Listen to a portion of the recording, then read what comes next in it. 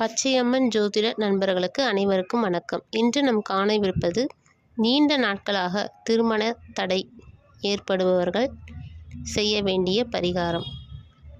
அதுவும் இன்னைக்கு கிடைக்கக்கூடிய திதியும் நட்சத்திரமும் சேர்ந்து உங்களுக்கு அதற்கான வழியை கொடுக்கிறது. என்னவென்றால் 28ஆம் தேதி ஆவணி மாதம் ஆகஸ்ட் மாதத்தில் 2025ஆம் ஆண்டு விஸ்வாவசு வருடத்தில்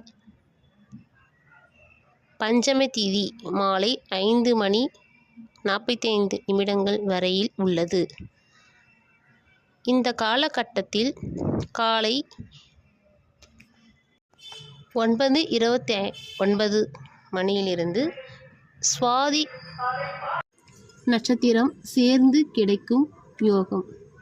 இந்த காலகட்டத்தில் ஏன் வழிபாடு செய்ய வேண்டும் என்றால், பஞ்சமி திதி என்பது நாகங்களை குறிப்பதாகும். அப்படிப்பட்ட பஞ்சமி திதியுடன் சுவாதி நட்சத்திரத்தின் அதிபதியான ராகு இரண்டும் இணைந்து வரும் காலம் நமக்கு ஒரு வாய்ப்பை கிடைத்துள்ளது. ராகு கேது திசை நடப்பவர்களும் ராகு கேது தோஷங்கள் ஏற்பட்டு சிரமங்கள் அடைபவர்களும் இந்த அற்புதமான நாளை விடாமல் காலையில் எழுந்து குளித்து நீராடிவிட்டு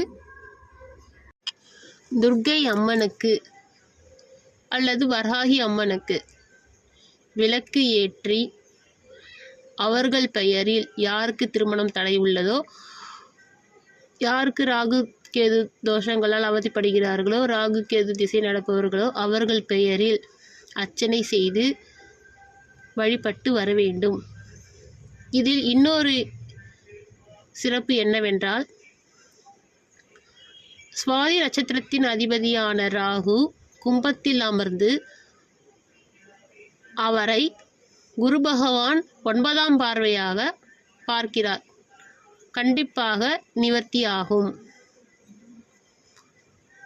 அது மட்டுமில்லாமல் நாளை கிழமையின் அதிபதி வியாழன் குரு பகவானே.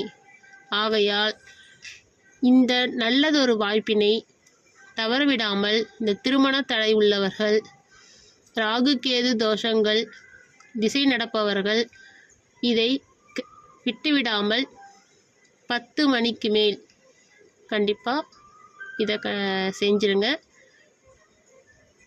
நல்லெண்ணெய் தீபம் ஏற்றி வழிபடணும்.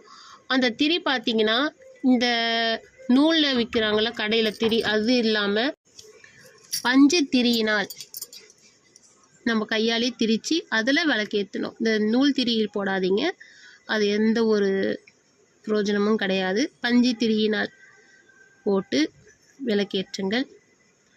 ஒரு அற்புதமான வாய்ப்பு நாளை பொழுது உங்களுக்காக காத்து கொண்டிருக்கிறது. நன்றி, வணக்கம். உங்கள் ஜோதிடர் கவிதா.